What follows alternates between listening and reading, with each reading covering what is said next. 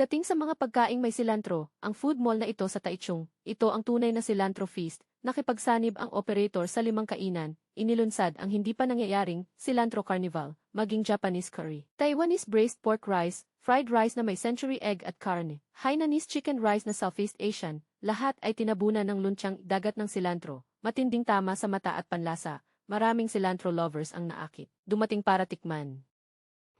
Ginigisa ang kanin na may century egg at giniling na karne, umaalingasaw ang bango ng kawali, hindi pa dito nagtatapos, dinakot ang maraming cilantro at isinaboy sa kawali, Diyos ko nakakagulat na eksena, mahirap tanggapin kung hindi mahilig.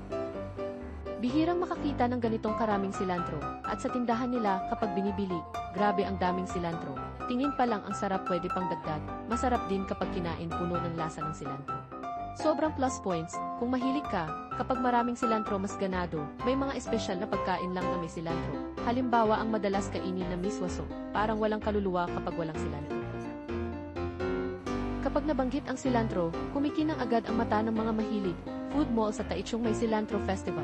Hindi lang adobong pork rice, punong-puno ng cilantro sa ilalim, may patong ding cilantro ang Japanese curry pork. Pati pork blood cake at Hainanese chicken rice, hindi rin tinipid ang cilantro. Maraming cilantro lovers ang dumayo.